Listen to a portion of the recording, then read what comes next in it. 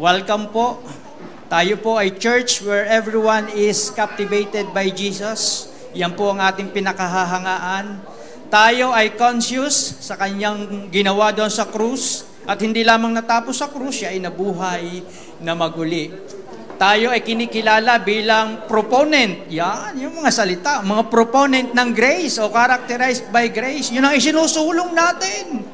Yun ang tinatanghal natin at sineselebrate natin lagi yung New Covenant sapagkat doon tayo napapaloob lamang.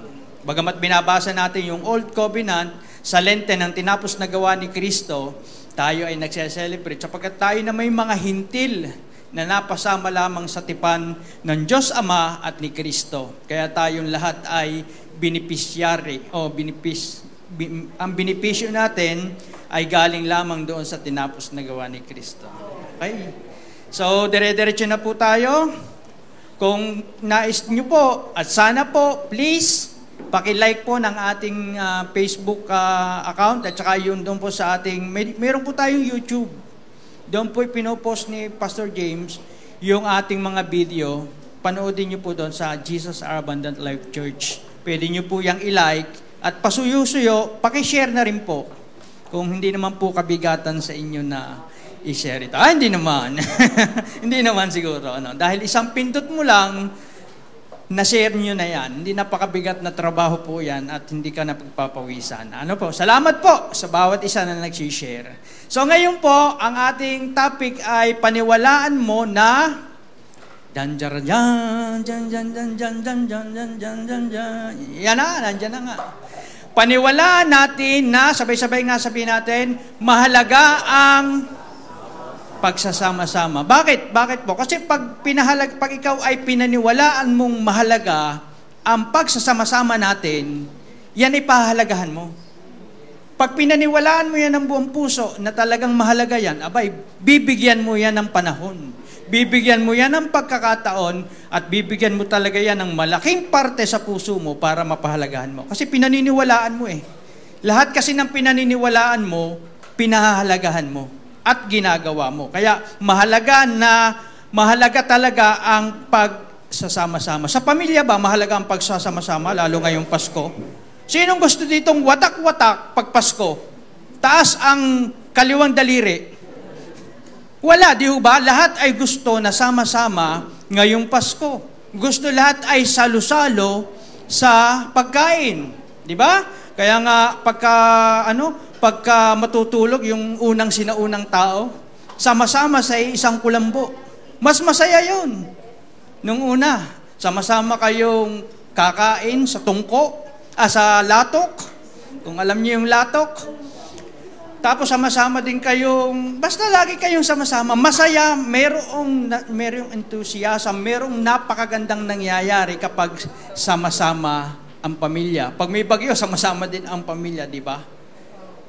Lahat po.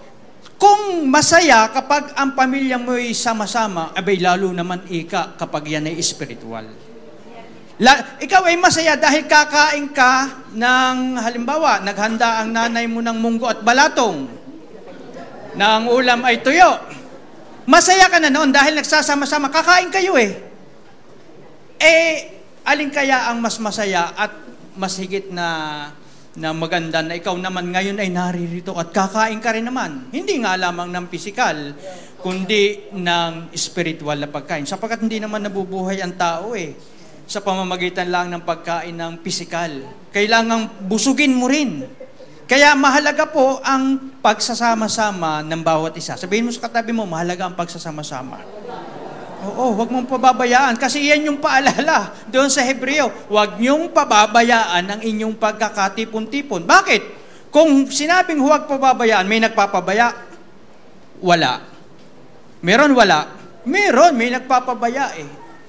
Merong nahihirati na pinababayaan ang pagtitipon. Makikita natin mamaya ang kagandahan ng pagsasama-sama. At pag ito nakita natin at pinaniwalaan natin, hindi ka na papayag na lagi kang nag-iisa.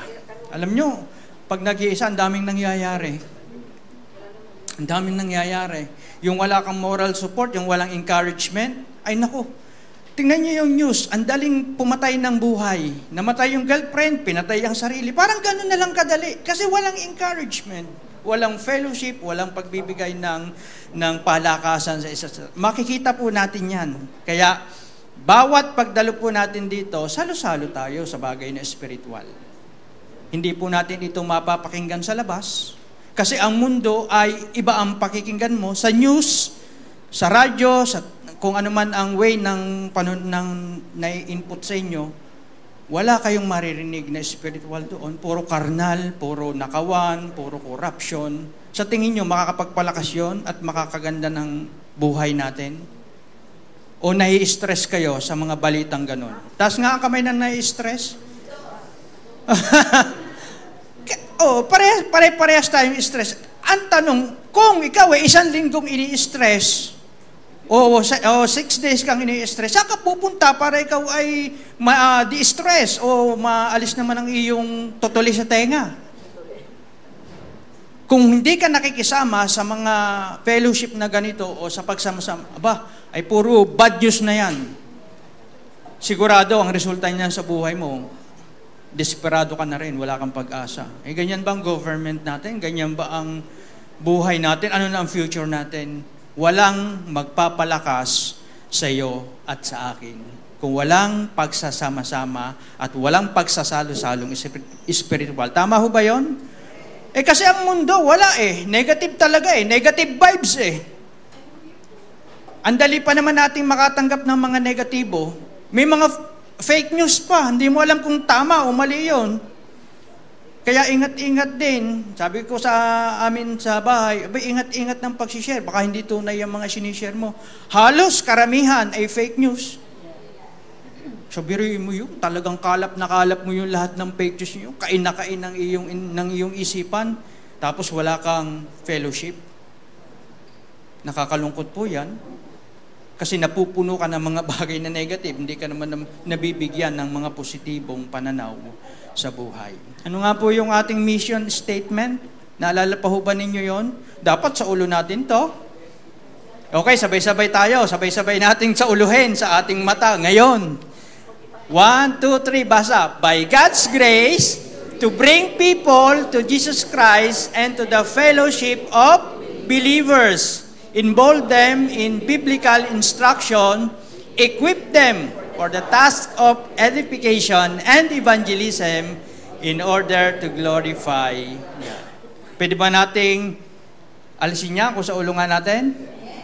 Yes daw Kailangan sa ulo po natin niya sapagkat alam po natin, di yan po ang ating tinutumbok. Yan po ang ating tinutungo. Yan po ang ating tudlahin. Ngayon, kung hindi natin alam yung ating mission statement na to bring people to God and to the fellowship of believers, paano natin gagawin ng isang bagay? Paano tayo magsasama-sama sa bagay na hindi natin alam at pinaniniwalaan? Tama ho ba yun? Kaya nga, inilalahad natin sa bawat isa, bago kayo pumunta ang maging member, ito ang ating pinaniniwalaan. At ito ang ating pagkakaisahan. Ito ang ating pagsasama-samahan. Ito ang ating bubuhatin. Ito ang ating tatakbuhin. At tayo ay nagkakaisa sa mga bagay na ito. Alin po ang mas masaya? Ang kumakain ka ng mag-isa o kumakain kayo ng madami? Kumakain ng madami. Kaya nga nauso yung tinatawag na boodle fight Yung dakmusang kaikay naman. Pero kung ikaw ay nag-iisa, kahit marami ang pagkain mo at mag-isa ka lang, parang wala kang masyadong gana. Maganda yung may kaagawan sa isang, halimbawa, tayong lahat, maghahanda. Isang manok lang ang handa. Boodle fight. O, di ba? Wala pang isang segundo sigurado yun. Ubus yun. Ano? O, isang lechon. Di ba? Masaya pag ikaw ay may kasama, lalo na pag kumakain. Di ba? Kaya ngayon, ang booming industry, alam niyo kung ano? Yung coffee shop. Walang pumapasok ng coffee shop na mag-isa. Bihira, ewan ko lang. Magkakape ka mag-isa, wala kang kausap. Laging meron, kaya nga lang, nagtatagal. Nagtatagal kasi sobrang dami ng kwentuhan. Kasi gusto nila ng fellowship. Ginagawa rin nga yung library minsan ng mga estudyante. Di ba? So yan yung masarap magkape kapag mayroon kang kasama. Pero kung magkakape ka lamang naman at kakain at isasabaw mo yung kape, okay din. Pero mas masarap yung may kasama. Masarap ang tumanda na hindi ka nag-iisa. Kaya nga may kanta, di ba? Masarap ang tumanda na kasama ka. Kasama kang tumanda. Na kahit ikaw ay may rayuma na, bubuhating kita. Sabi doon. Sabi sa kanta, yung kasama kang tumanda, kahit mukha kang bruha sa umaga, susuklayan kita. Sabi ng lalaki ho doon, sa kasama kang tumanda, masarap po ang may kasama. Pagtanda, kung wala talaga kayo, may kaibigan kayong kasamang tumanda. Yung aking pumbianan ay 95 years old, nag-celebrate kahapon. Wala siyang kakilalang yung buhay pa.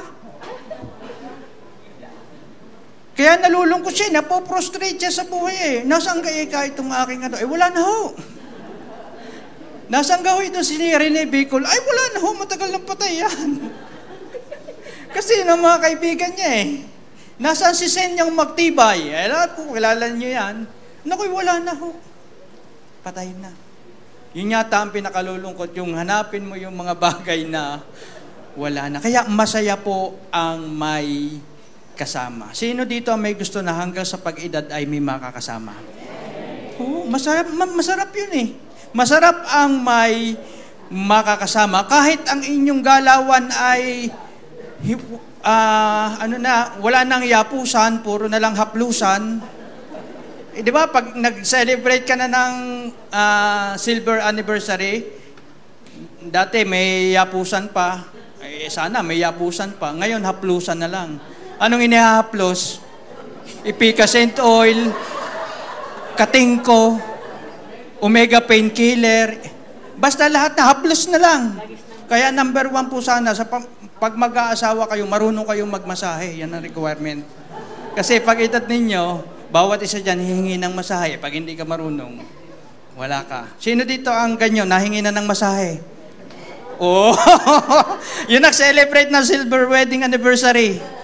Tiyak na yung mga ganyan ay ikaw ay hihingi ka na ng masahe, di ba? Kaya nga may kanta tayo dati di ba? Yung kinanta din ni Gary V, yung walang sino man ang nabubuhay para sa sarili lamang. Walang sino man ang namamatay para sa sarili lamang. Ano sabi doon? Tayong lahat ay may pananagutan sa isa't isa. Bakit? Dahil tayong lahat ay tinipo ng Diyos na kapiling niya. Everybody! Diba? Pinahalagaan ho natin ang pagtitipon sapagkat tayo tinipon ng Diyos Hindi naman individual na, ikaw, solo-solo kayo dyan. Bahala na kayo sa buhay ninyo. Kayo-kayo na. Kanya-kanyang buntot, kanya-kanya. Hindi po. Pinagsama-sama tayo ng Panginoon. Kaya, imagine mo itong iglesyang ito, kung mga taga-saan kayo. Ang ganda. May mga sino dito ang mga taga-Bisaya? Taas ang kamay ng mga Bisaya. Wala namang problema kung Bisaya. Si Sister Cherry. Nasa Amerika yung isang Bisaya, si Brother Raymond. Sino dito ang Ilocano? Ang daming Ilocano. Sino dito ang mga Italiano? Batanggenyo. Kalimitan yan, Kabitenyo, yung aking pamangkin. Kabitenyo, yan, Kabitenyo. Kita nyo yung ganda pag nagsama-sama. Kita nyo, iba't iba ang kultura ng mga yan. Iba sa North, iba sa South. Pag nagtalop ng ang mga taga-South, palabas. Pero pag ang North ang nagtalop ng mangga, paloob. Saan ang Batanggenyo? Paloob din, di ba? Paloob din tayo, pero ang mga Bisaya, palabas yan. So makikita mo, pinagsama-sama tayo dito. Bakit? Pinili tayo ng Diyos. Pinili tayo dahil may pagkakaisahan tayo. Tingnan niyo po ito. Ang lahat ng paglalarawan at pananalita sa Biblia para sa iglesia ay nagpapahiwatig na ang iglesia ay para saan? Para sa marami. Ito hindi para sa iisa lang. Tayo ay isang katawan. Yun ang pagkaka-describe sa atin. Isang katawan na maraming bahagi. Tayo ay isang kawan. tayo ay isang gusali at isang banal na bayan. Walang nag-iisang tupa sa biblikal na Kristyanismo. Kaya kung ikaw ay nagnanais na magsolo, hindi yan ang kalooban ng Diyos sa iyo. Dapat ikaw ay napapaloob sa biblikal na Kristyanismo na ikaw ay isang kawan. Kaya nga iniwan ng Panginoon, yung siyam na putsyam, hinanap yung isa kasi nagsosolo.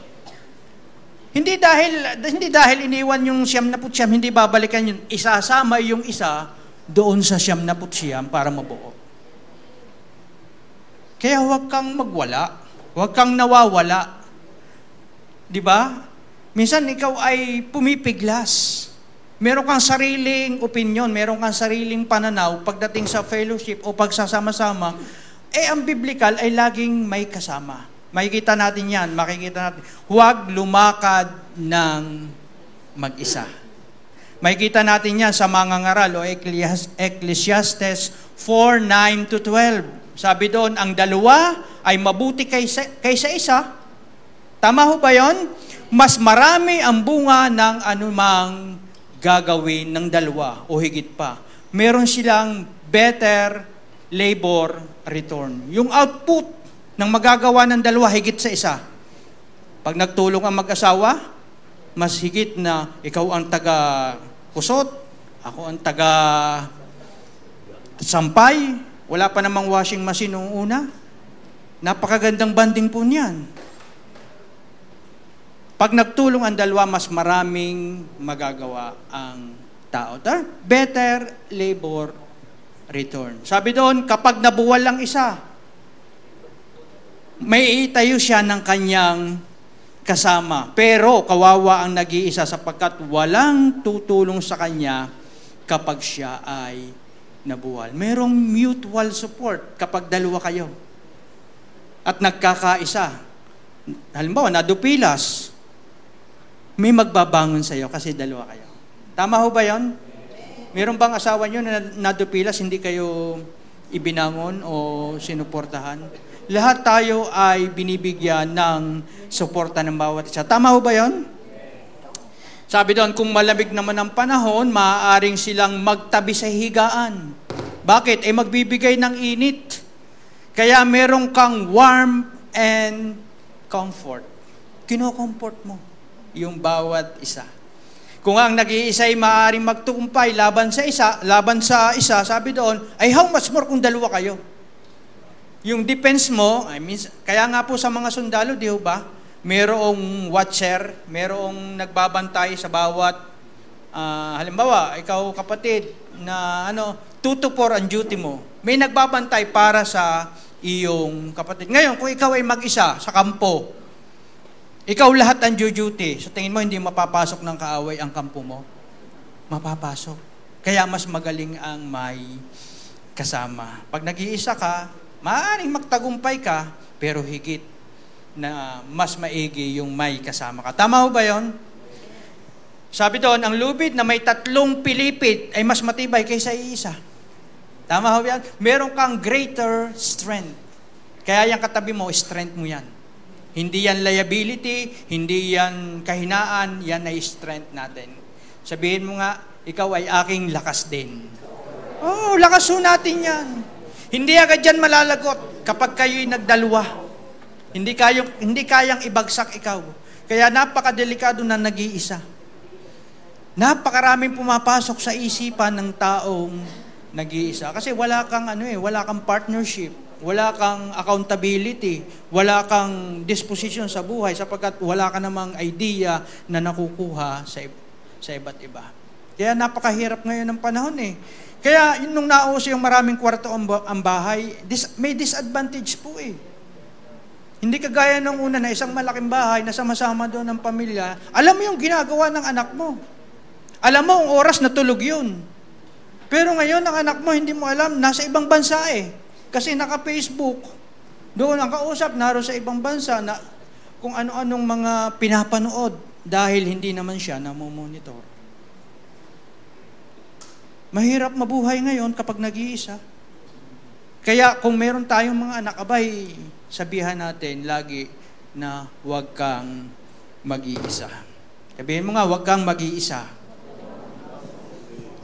Kasi dito po, tinalakay po natin na ang katotohanan at pinaniwalaan natin na tayo ay may maganda ng bukas. Nakita ho natin yung mga pinag-aralan natin, tayo ay mayaman na, ikaw ay santo na. Ngayon, para maranasan mo o ma-enjoy mo yung pagiging blessed mo o natanggap mo na yung mga bagay na yun, kailangan ipamuhay mo yan sa gitna ng komunidad na may nagpapaalala sa, ikaw ay ano na, ikaw ay kumpleto na kay Kristo. Kasi minsan, ang isip natin ay nawawala sa focus. Sino ho ditong naghahang paminsan-minsan? Ako'y naghahang. Lalo na pagpuyat, pagod. Tapos, ang daming problema, naghahang. Makikita natin yung mga tao dito, mamaya sa banda-banda rito, mahaba ho ito eh. Kasi pagsasama-sama ito eh. Tanong nyo sa naggawa ng PowerPoint. Ang haba nito. Amen? Mahaba ito kasi sama-sama eh. Walang katapusan eh. Nasaan ako? Nawala ako. May maganda na ho tayong future. Given na yan. Meron ka ng, tinalakay ho natin yan. Kung natatandaan nyo, kasama mo na ang Diyos sa paglakad na ito. Ikaw ay kompleto na. May maganda ka ng future. Pero kailangan mong may lagi nagre-remind sa'yo eh. Kaya nga sabi doon, repetition brings retention. Pag pinaulit, tingnan niyo yung commercial sa TV. Kung gaano kalimit ulitin yung Palmolive, sumasayaw, nasa ulo mo na pati kanta at pati promotional. Bakit? Paulit. Ito mo? More international cigarette. Sa ulo ko yun. Anong year pa yun? Anong year ang more? Kung naninigarilyo kayo noon, bakit? Ay kasi repetition brings retention. Ano yung kill. Ngayon yung ating quality ka na eh. Meron ka ng magandang future. Born again ka na, new creation ka na. Kailangan ikaw ay laging i-remind kung sino ka. At sino magre-remind sa'yo kung wala kang kasama? Ang sanlibutan, ang mundo, o kung sino pa man. Hindi ka i-remind. Bagkus ang kaaway, pipilitin kang hindi mo matanggap yung mga bagay na meron ka na. Pipilipitin niya yung mga katotohanan na dapat sana ini-enjoy mo na. Parang i-derail ka sa iyong pinupuntahang magandang future. Kaya dapat may nagre-remind, merong kasama tayo na kung anuman ang ating mga sitwasyon, teka, kapatid, ikaw ay ito. Ikaw ay pinagpala ng Diyos, ikaw ay mananagumpay na, ikaw ay Kristiyano na, ikaw ay may buhay na walang hanggan na, huwag ka nang matakot sa mga ganyang bagay. May nagre-remind. Tama ho ba yan? Sinong may gusto na nagre-remind? Kahit pa ulit-ulit ang preacher dito ng tinapos na gawa ni Kristo, kayo ba'y nasisiyahan? Ay kung hindi kayo nasisiyahan, ako'y nasisiyahan. Pag si Pastor James ang nagpipreach, ako'y nasisiyahan. Pag si Pastor Anthony, ako'y nasisiyahan. Pag si Pastora Jane o sino mang grace preacher ang naririto, ako'y nasisiyahan. Kasi may nagpapaalala ho kung sino ka. At sa buong isang linggo na ikaw ay stress, paglabas mo dito malakas ka na uli May bago ka na namang pananaw. Yung pala yun, kaya pala ako'y dumadaan dito. May mga kapatid na nagpayo sa iyo ng mga bagay na pinangyari sa kanya para maipayo sa iyo, ito ang paraan. May wisdom yung kapwa natin na maririnig mo kapag nagkasama-sama tayo. Kaya napakalaking bagay na ito. Kaya napakahaba talaga nito. Hindi ako titigil dito.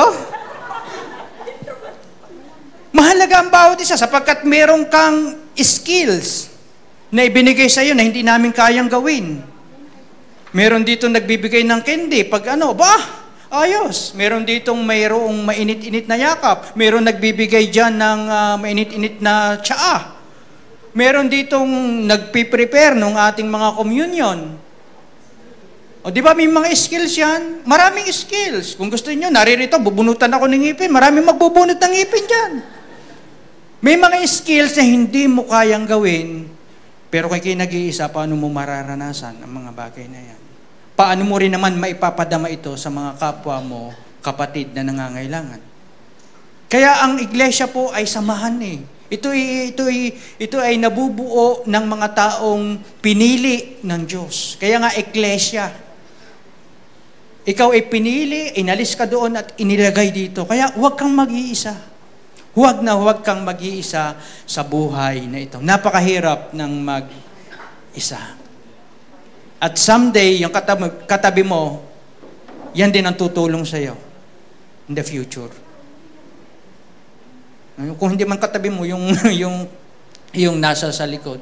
May magpapayo sa iyo. Halimbawa, may sakit ako na. Ako halimbawa ay nagka-cancer. Meron tayong kapatid na pinagdaanan yun. Mapapayuhan niya ako kung papaanong dumaan sa emotional, ang sakit kasi ang unang nadadali ay emotion. Pag na-lose hope ka na dyan, wala ka ng pag-asa, lahat ng sistema mo babagsak na.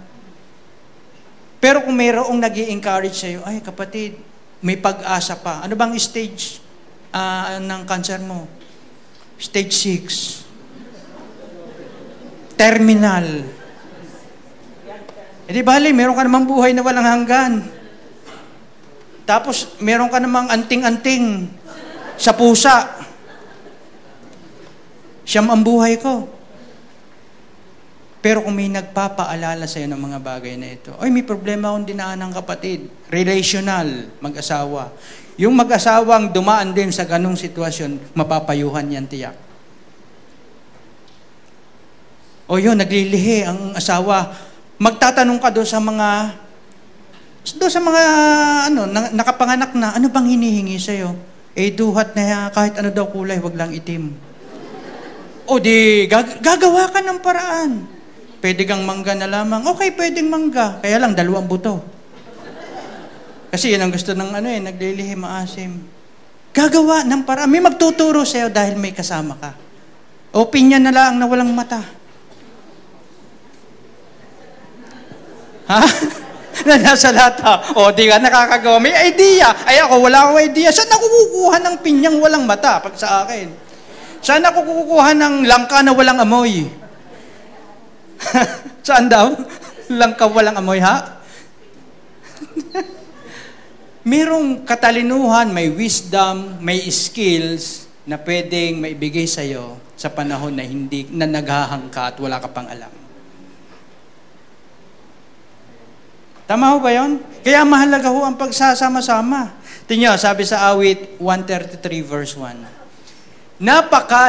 Napakaligaya at kahanga-hanga sa ating pangmasid anong ginagawa? Nagkakaisa at laging sama-sama na magkakapatid. Ewan ko kung alam niyo yung kanta ng una dyan.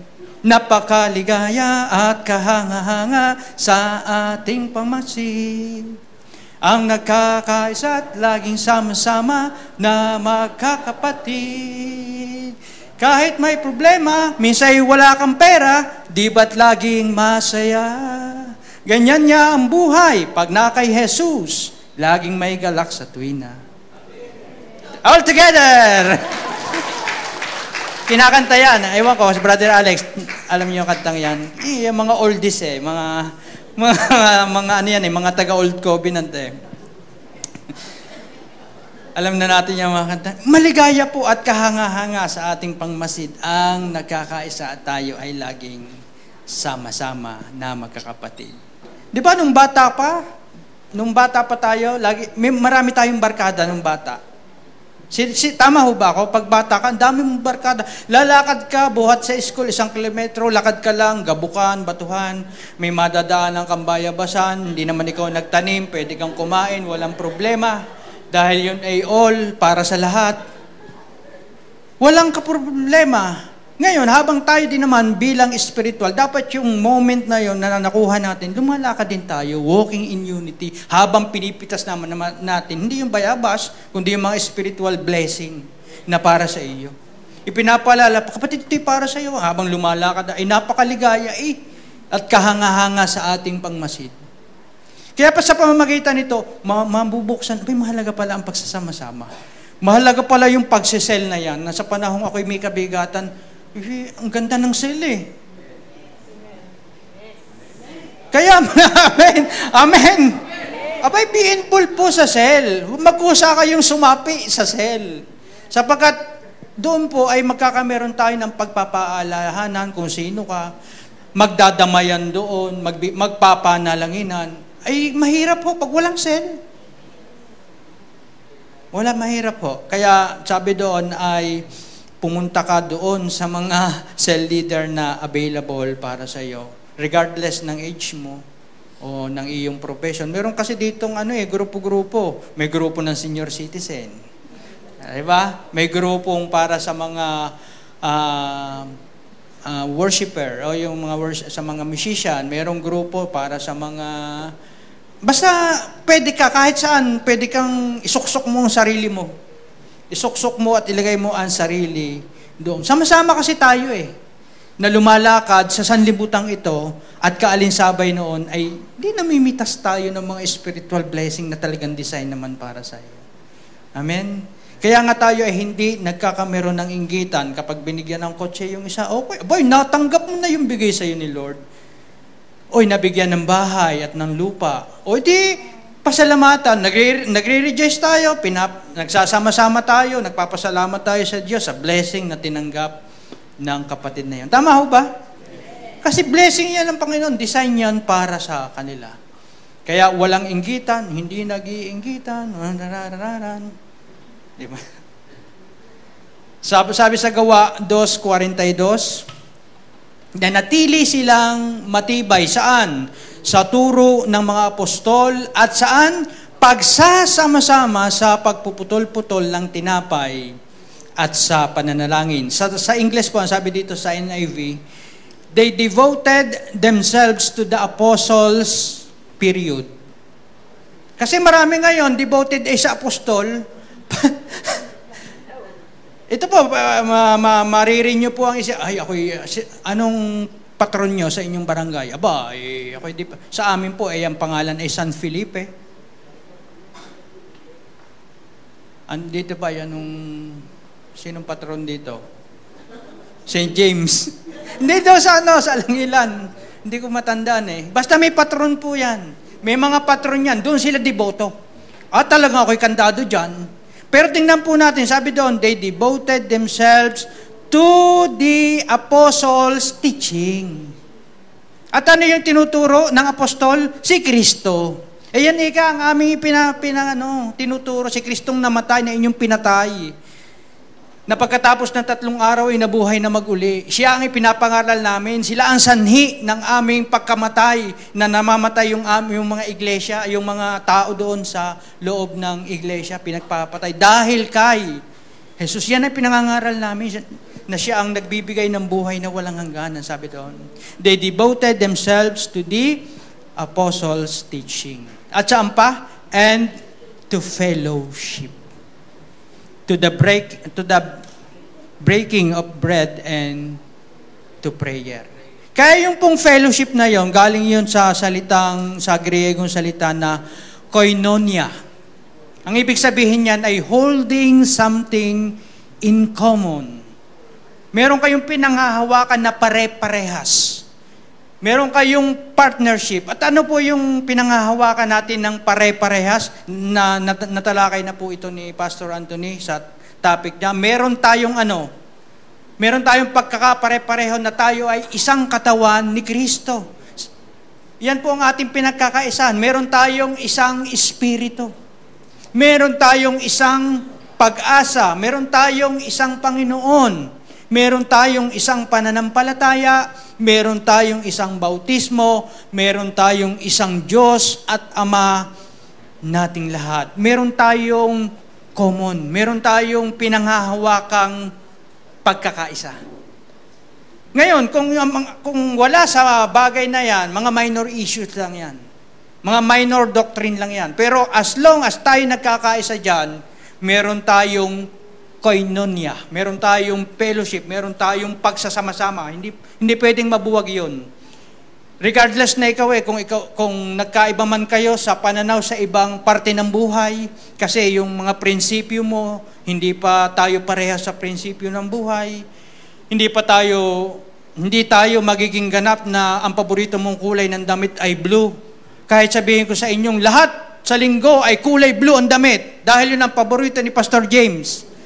Hindi papayag kayo. Hindi tayo magkakaisa dyan. Pero kahit hindi tayo magkaisa dyan, as long na merong katawan, meron tayong isang katawan, meron tayong isang espiritu, meron tayong isang Panginoon, magkakaisa at magkakaisa tayo. Pwede ba natin palakpakan? Walang mag-aaway. Pagkulay lang ng damit, walang mag-aaway. Wala naman nag-check ng damit dyan kung yung isinuot mo nung linggo o hindi. Tama ho ba yan? Maaaring magkakaiba tayo ng diet. Merong gulay diet, merong Mediterranean diet, may keto diet, may LCIF diet. Aba, ay hindi ka matitisod sa akin dahil ako'y eat all you can diet.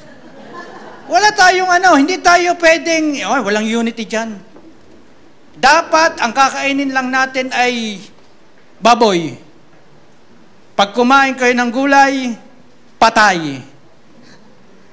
Di ba? Hindi magkakameron ng unity. Regardless, wala tayong pag-uusapan dyan sa mga bagay na yan, sa mga minor issues. Kaganda nga, ikay nagda-diet na ngayon, kaysa dati wala kang makain.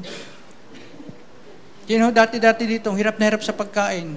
Salamat, ako lamang. Talagang nakakakain lang ng 3 beses sa isang araw kami noon.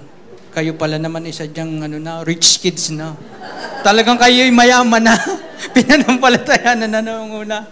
Di ba dati tayo, halos sapat lang. Atado, ang tawag ng matatanda, ay atado ang ulam niya yan. Pag lumampas ka dyan, kaya nga nauso yung hating kapatid eh. Sa hating kapatid, hindi ikaw ang pipili. Sila ang pipili. Hahatiin mo, ikaw ang kapatid na panganay, sila ang pipili. Ngayon iba. Ang gayat ng lupa, malaki, unang gagayat yung panganay. Kaya sala, hindi na hating kapatid, hating magulang yan. Di ba? At kaya marami nag-aaway dahil sa paghahati. Pero kung totoo ka, mga kapatid, ito ang lupa natin. Ilan kayo magkakapatid? 30. Ito ang mamanahin nyo, 250 square meter. Papartihin mo yon, papartihin mo. Aryang malapit sa karsada. Magpapalabunutan kayo. Para wala kang masasabi na ikaw ay may paboritong kapatid. Tapos ikaw ang huling bubunot kung ikaw talaga ay hating kapatid. Hindi yung pinili mo na yung magandang nasa tabi ng karsada bago mo pa binigay doon sa kapatid mo. Magagalit talaga sa iyo. Magagalit. Hindi maganda magiging sama, lalo't ikaw ay may manugang o merong bilas na nagsusulsol. Lalo na kayong mag-aaway. Kaya sa hatian ng lupa, sabi nga huwag makikaalam yung hindi naman, yung sampid lamang, yung dapo. Kaya yung mag-usap ay yung makakapatid sapagkat sila ang may karapatan doon. Amen? Yun naman po'y payong lang.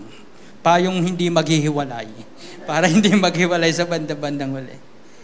May pagkakaiba-iba po pero sabi doon, meron tayong pwedeng pagkakaisahan. Meron kayong ibang mga hobbies. Meron kayong ang iba mahilig mag-joyride. Ang iba ay mahilig magkape.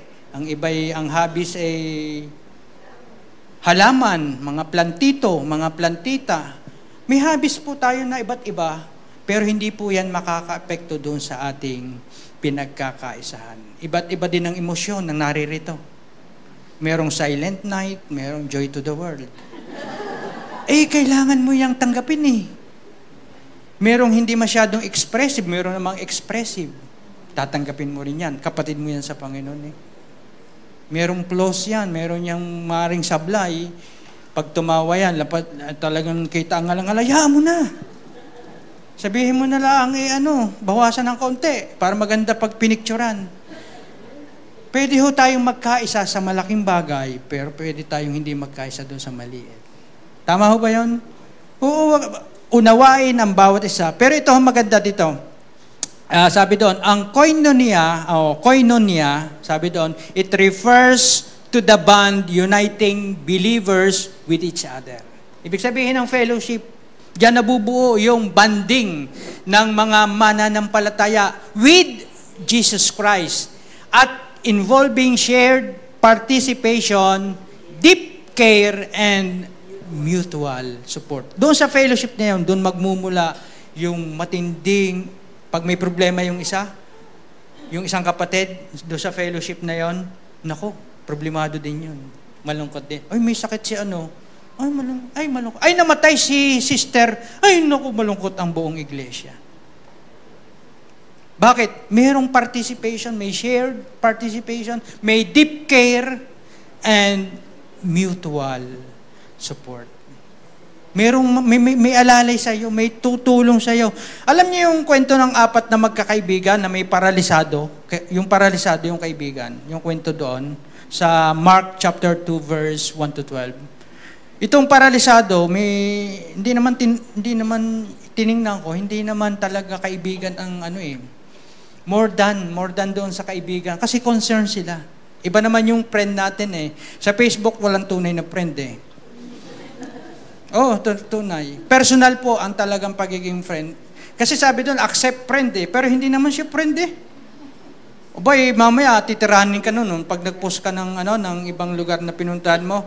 Minsan hindi magla-like yun kasi naiingit, hindi friend. I mean to say, itong mga magkakaibigan na ito na nagdala doon sa paralisado, ito tunay na friend.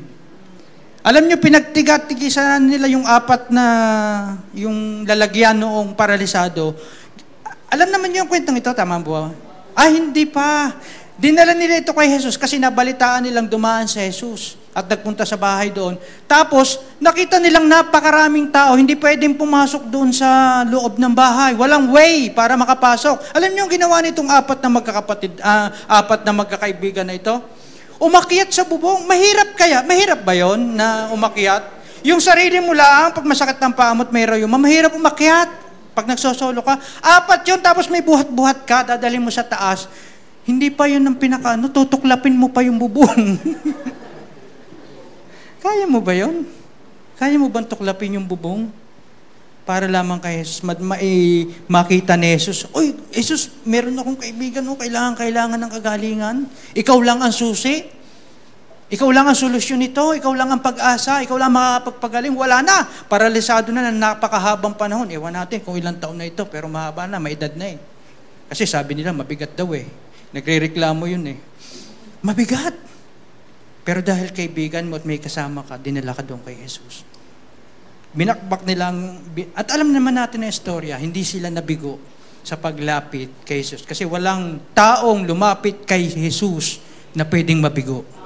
Palakpakan niya natin. Kaya nga tayo naririto, hindi tayo bigo Nakalapit tayo kay Jesus Actually, siya nga lumapit sa atin, tinanggap lang natin ang kanyang imbitasyon. Kaya masarap ang may kasama. Masarap ang makikaibigan na ganito, na magdadala kay Jesus. Tingnan mo kung sino mga kaibigan mo, kung saan ka dinadala. Tama ho ba? Pare, inom tayo. Alam mo na. Pare, cutting classes tayo muna. Saan tayo pupunta? Magkakape. Buti kung magkakape. Nakikita ko yung mga school yun? BNHSS. Naroon sa Kalumpang. 9:00 ng umaga, nagiinom. Bakit? Walang tumutol Maghanap ka ng kaibigan na bubuhatin ka at dadalhin ka kay Jesus. Pwede ba natin palakpakan? Maghanap ka ng kasama. Ngayon naman panahon ng pag-welcome sa ating sarili na pwede pa tayong maraming maging kaibigan Pwede pa. Pwede ka pang makipagkaibigan. Hanggang ikimihin nga, may kaibigan darating sa'yo. Hindi piliin mo yung dadalhin ka at ilalapit ka. Lalo kay Jesus. Kasi masarap ang kaibigan na dadalhin ka kay Jesus at hindi ilalayo sa Kanya. Kaya may paalala rin po sa atin sa unang Korinto 15:33. Huwag kayong magpadaya. Ang masamang kasama ay sumisira sa magandang pag-uugali. Maganda na ugali, pero kayang sirain kapag mali ang kasama. Kasi pagkasama mo ay hindi maganda, lagi kang nasa temptasyon Lagi kang susubukin, lagi kang, hindi mo naman kaya to. Isang lang naman nito, isang pump lang o isang hit-hit lang. Di ba? Iyon naman talaga ang katotohanan ng mga nagsimula sa sigarilyo. Nagsimula sa patikim-tikim hanggang pinilit mong tanggapin. Ngayon, humihingi ka na ng pantoma. Wala na. Pati lola mong walang pera, hihingan mo ng pantoma. Nagsimula saan? Ngayon, kung ang kaibigan mo ay alam mong hindi gagawa ng mga bagay, hindi ka na matetempt. Kaya sabi doon, huwag kayong magpadaya. Ang masamang kasama ay walang gagawin niya, kundi sirain ang magandang pag-uugali. Proverbs 13, verse 20, whoever walks with the wise become wise, but the companion of fools will suffer harm. Pili ng magagaling at matatalino.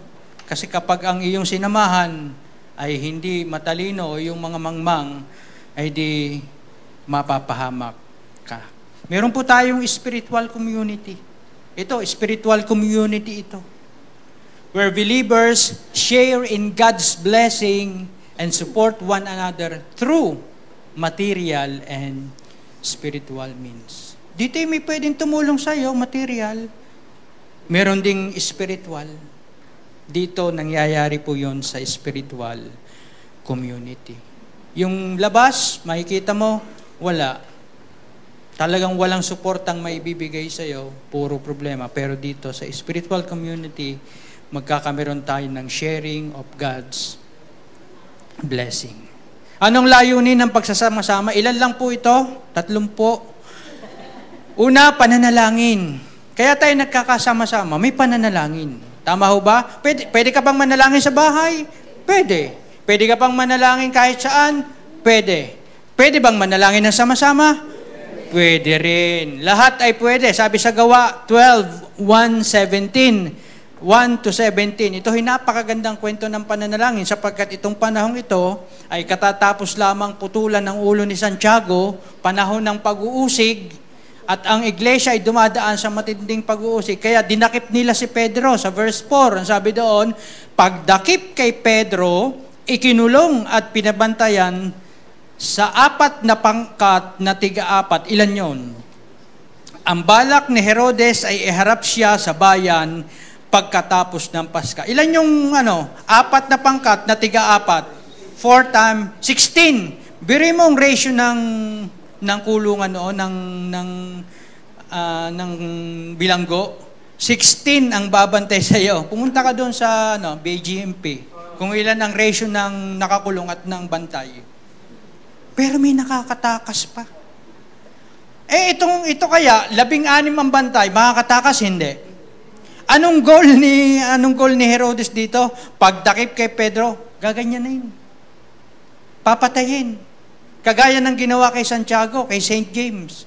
Pinutol ang ulo, nagustuhan ng mga tao, nagpalakpakan. Kaya, eager ngayon si Herodes. Sabi daw, ito susunod ko. Sino? Si Pedro. Pagtakip kay Pedro, ikinulong. Talagang pinabantayan. At napakaraming bantay. Kasi ang balak ni Herodes, iharap siya sa bayan pagkatapos ng Pasko. Anong gagawin sa kanya? Pupugutan din ang ulo, papatayin din. Kaya sabi sa verse 5, kaya't nanatiling nakabilanggo si Pedro, samantala, yan naman. Anong ginawa ng iglesia? Sila'y taimtim nanalangin sa Diyos. Para kanino? Para kay Pedro. Tanong, pwede bang manalangin si Pedro? Pero bakit nanalangin din yung iglesia? Minsan kasi hindi mo nakakayang manalangin. Merong panahon na lutang ka. Merong panahon na takot ka. Merong panahon na ka na ng emosyon mo. Naku, mamamatay na ako. May cancer ako. Hindi ka na mapag-pray. Maniwala kayo sa akin.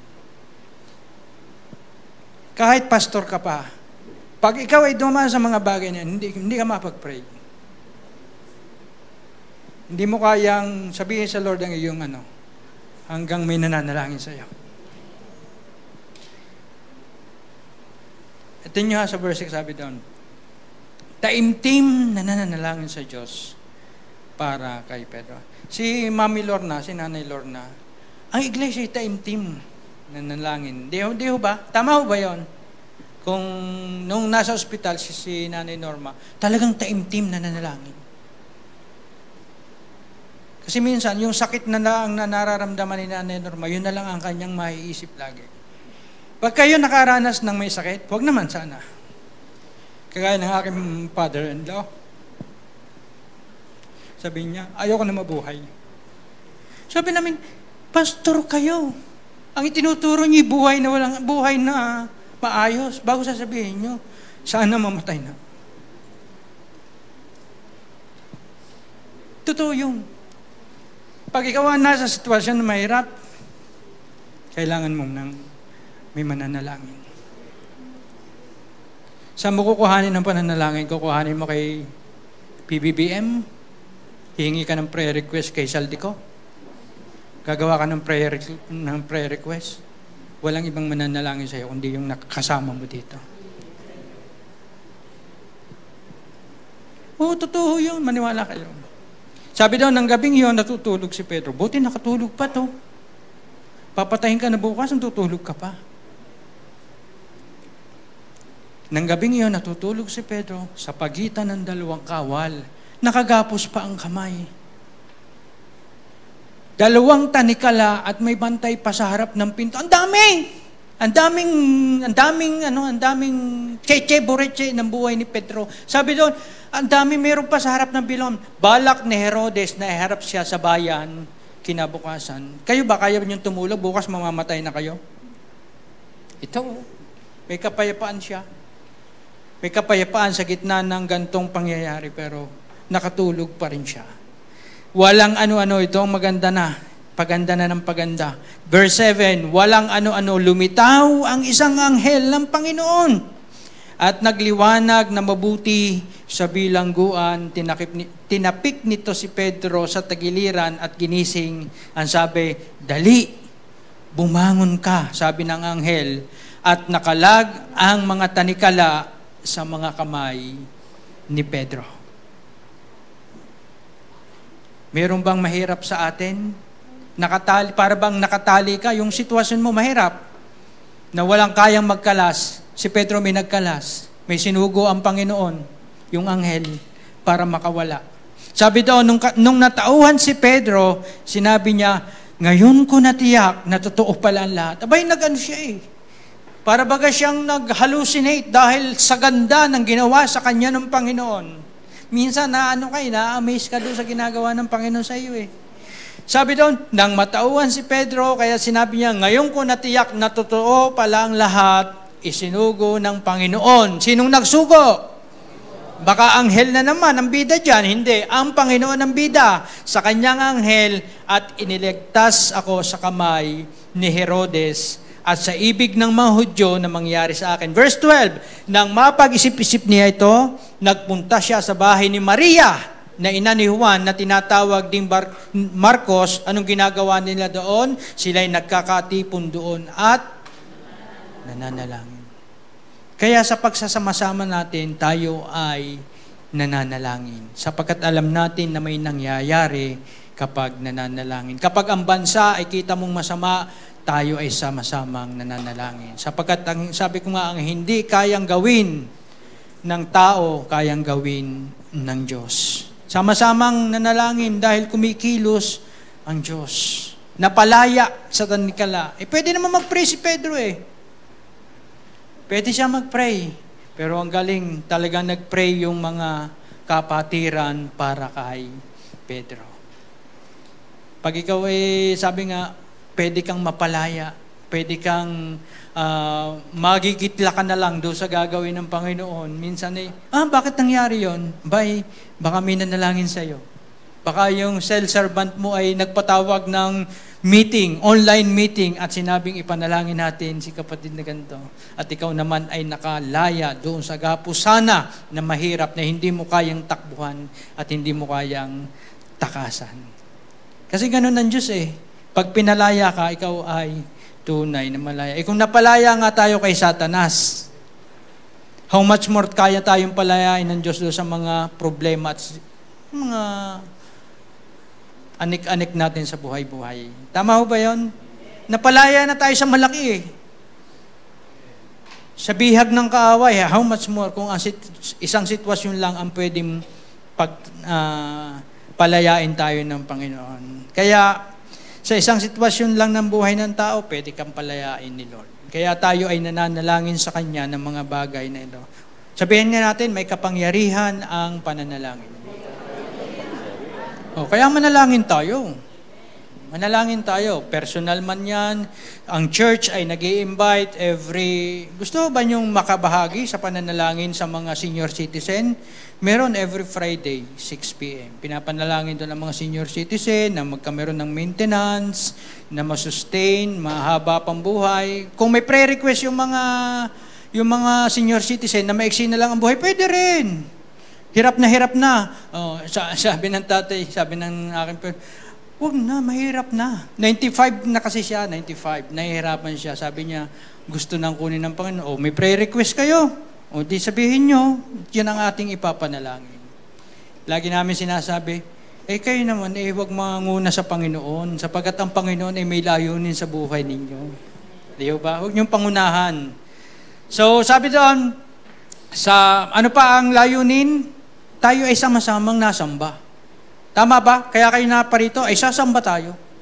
Awit 34 verse 3, O dakilain nyo, nakasama ko ang Panginoon at tayo'y magbunyi na magkakasama sa Kanyang pangalan. Awit 86 verse 9, lahat ng mga bansa na iyong nilalang ay magsiparito at magsisamba sa harap mo, O Panginoon, at kanilang luluwalhatiin ng iyong pangalan. Kaya kayo napaparito, tayo pumaparito, parang sama-sama nating sambahin ng Panginoon sa Kanyang dakilang ginawa sa buhay natin. Now, ikatlo, upang tayo ay mapalakas o mapalakas ang bawat isa. Sinong gusto dito ang mapalakas? Roma 1 verse 11 to 12, ang sabi diyan, nananabik akong makita kayo upang maibahagi sa inyo ang mga kaloob ng Espiritu na sa ikatatatag ninyo. Ang ibig kong sabihin, upang magkatulungan tayo. Saan? Sa ikalalakas ng bawat isa sa atin sa pamamagitan ng ating pananalig sa Diyos. Kaya yun yung layunin. Kaya tayo naririto ay upang tayo ay mapalakas. Sabi doon, ang ibig kong sabihin ay magkatulungan tayo. Saan? Sa ikalalakas ng bawat isa. Pag sinabi magtulungan, isa lamang ang magbibigay o lahat tayo magbibigay? Lahat tayo magbibigay. Tinutulungan namin kayong makilala ninyo, yung mga sarili. Tinutulungan namin kayo na malaman nyo yung tinapos na gawa ni Kristo at mga benepisyong dapat tinatanggap ninyo. Kami din ay nangangailangan ng kalakasan buhat sa isa't isa. Tama ho ba yun? Hindi kami lang ang magbibigay. Kayo din ay magiging kalakasan sa bawat isa. At yun naman ay nagagampanan ninyo. Nagagampanan ng bawat isa yung pagpapalakas. Kaya huwag kalilimutan ang pagsasama-sama. Palakasin ang loob ng isa't isa. Nangangailangan tayong lahat ng pagpapalakas ng loob. Opo, naglalakas.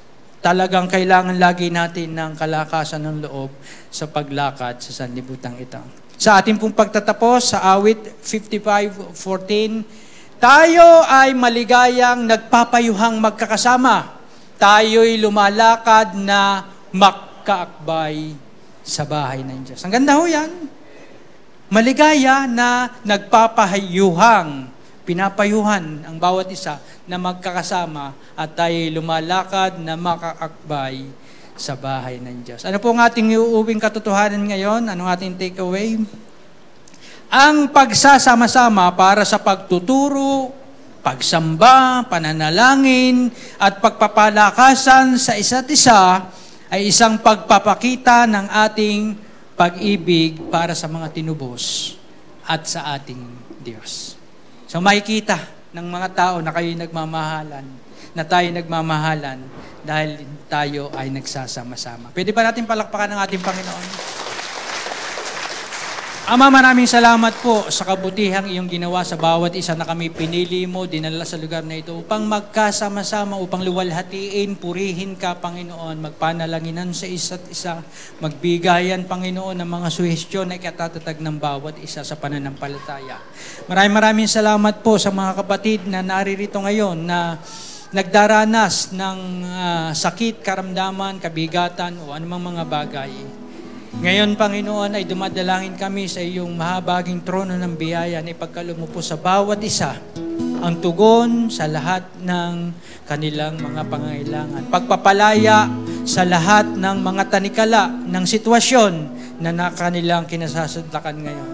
Maraming salamat din, Panginoon, sapagkat kung paano itong apat na magkaibigan ay dinala kay Jesus, yung kanilang paralisadong kaibigan, para humingi ng kagalingan. Panginoon, wala ka na doon sa bahay na yon. Narito ka na sa kalagitnaan ito upang magpalaya, magpagaling, magbigay, Panginoon, ng comfort sa bawat nabibigatan. Kaya ikaw, kapatid, huwag ka nang mag-hesitate na lumapit sa Kanya sapagkat siya'y nagmamalasakit sa atin. Pwede nating i-unload ang lahat ng ating mga kabigatan sa Kanya sa oras na ito. Hayaan mong magministeryo sa ating kalagitnaan ng ating Panginoong Yesus. Maraming salamat po. Sumisigaw kami ng papuri, Panginoon. Sumisigaw kami ng pasasalamat, Panginoon, sa aming Panginoon na nagbibigay ng pagpapalaya, na nagbibigay ng kagalingan, na nagbibigay ng pag-asa sa mga mahihirap na sitwasyon, na nagbibigay ng solusyon, Panginoon, sa mga mabibigat na problema. Panginoon, maraming salamat, O Diyos. At sa iyo, kapatid, na naririto ngayon o makakapanood dito na hindi mo pa nakikilala at tinatanggap ang tinapos na gawa ni Kristo doon sa krus, na siya'y nagbayad para sa iyo mga kasalanan, inaayahan kita sa isang panalangin ng pagtanggap kay Kristo. Sabihin mo, Panginoong Jesucristo, naniniwala ako na kayo'y namatay sa krus para bayaran ng aking kasalanan. Naniniwala din ako na kayo'y nagbibigay ng buhay na walang hanggan, na walang bayad para sa akin. Tinatanggap ko po ito ng buong pananampalataya. Tinatanggap ko rin kaalinsabay nito ang katuwiran ni Kristo na iyong iginawad na sa akin. Salamat po sa buhay na walang hanggan. Ito'y aking iingatan, pahalagahan, at magbibigay ng pasasalamat sa iyo. Sa pangalan ni Jesus, Amen, Amen. Tayo po ay dadako sa ating